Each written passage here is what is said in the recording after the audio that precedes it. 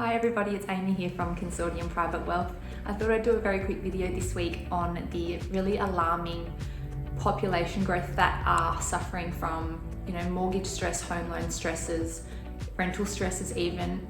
But today I will be focusing more on the mortgage stress side of things and also providing a couple of ways that hopefully you haven't thought of yet to avoid mortgage default if you are in that, really struggling portion of people that there are many people like you if you are struggling. So, be at peace with that, and hopefully here are some further things that you can put in place to prevent any mortgage defaults. Obviously, the number one way to prevent a mortgage default would be to start with a really solid foundation. It's the same as building a house. You want to make sure your stumps are right, your slabs right, so that any uneven ground along your lifetime, you can withstand that.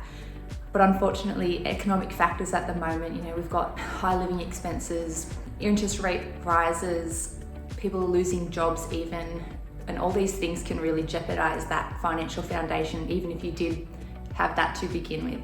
The Australian Bureau of Statistics currently have a mortgage affordability indicator, and it shows people that are paying more than 30% of their weekly wages or their total salary towards their home loan, and they classify you as being under mortgage stress if you are paying over 30% of your salary towards your home loan. That is a really large portion of people. Now, when you become really at risk of being unable to do your repayments, that is when you are at risk of defaulting on your home loan.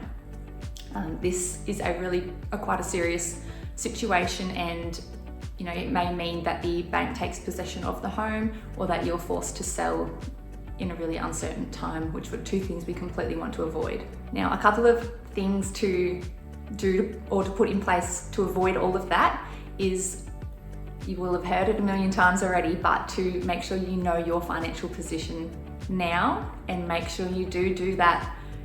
Double check your expenses, see if you can cut anything back, go through all of your utilities provider, see if there's a cheaper alternative, or if they have a cheaper option even within their own offering. If you can identify any areas like that to free up your cash flow, it will really help. A few extra dollars every day or every week to put towards mortgage repayments, it all helps. So definitely take the time out to review your expenses and free up your cash flow. Another thing to do if you've already done that is to seek professional guidance. If your home loan is directly through a bank or through a mortgage broker, they are really good at helping you find ways as well, because they want you to be able to make those repayments. They want you to keep paying the interest on the loan over the lifetime of the loan. So they will be definitely trying to help you make those repayments and not default on your loan. And of course, they will be able to help you go through any refinancing process or make home loan modifications so that you can be better aligned with your current financial circumstances. And if you are particularly with a dedicated bank, directly have your mortgage through them.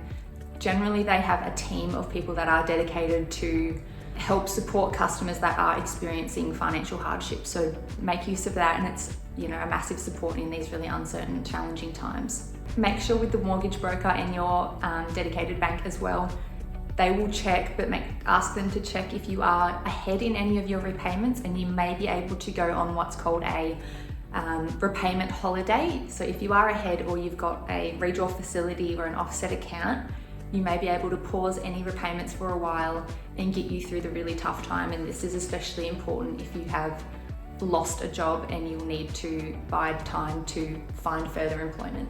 Now, a couple of things you might not have thought of, because refinancing and reviewing your budget are always the number one things that come to mind for a lot of people.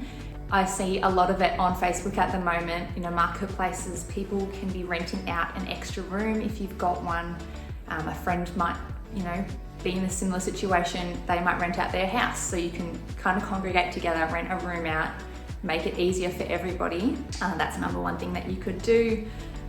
Obviously, a way to pay higher repayments is to have a larger source of income. So if you can, find a second job. Cafes around here, everywhere in Australia at the moment, are seeking workers. If you've got a really good current employer, ask if you can do some more overtime hours and see you know, if they're willing to help you in this really rough patch, and if hopefully your work is busy enough, that would be a great possibility.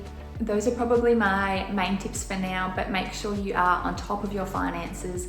You know, actively manage those so that you know what you can and you can't afford at the moment. Be transparent with your mortgage broker, with your bank, with your family, with your partner, and reach out for help if you need it. There are many people available to help those in need.